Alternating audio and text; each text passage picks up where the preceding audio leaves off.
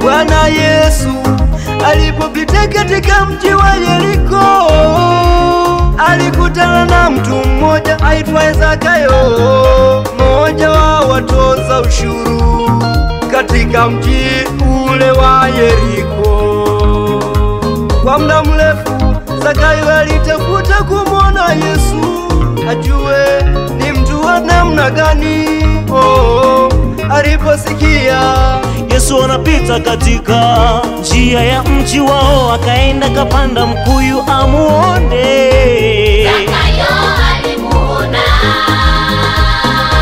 Bwana Yesu alipopita katika njia ile. Zakayo alimuona Bwana Yesu alipopita katika njia ile. Naye Yesu alipofika katika mkuyu ule, akamwambia Zakayo, shuka, imenipasa kuingia katika maisha yako na kuyafanya kuwa mapya.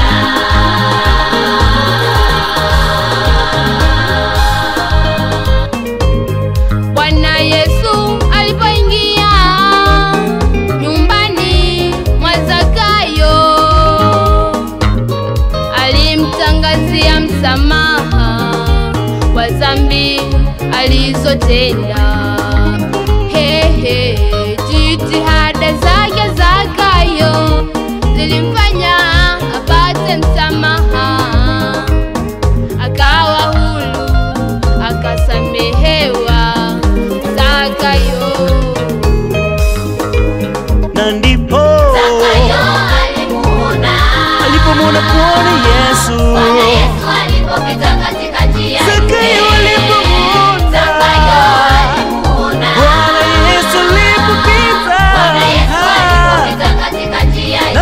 Yesu alipofika katika akamwambia Zakayo, shuka, maana imenipasa kuingia katika ili niyafanye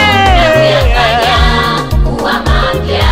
niyafanye maisha yako yawe mapya.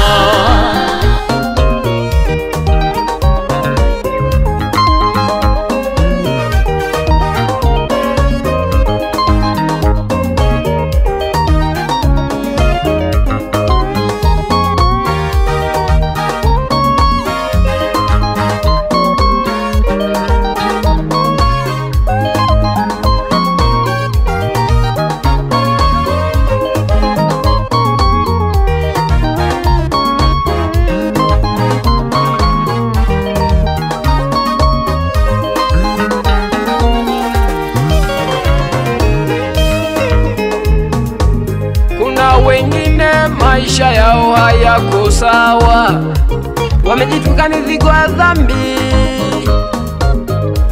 Kila kosa wao wamo, kila dhambi wao wamo. Wamesahau kutafuta uso wake Bwana.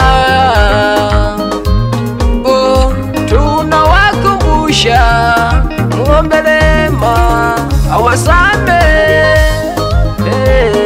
Ufupi wako ndugu ni upi? ufupi wako ni upi? Unaufanya usiweze kumwona Ama ni ule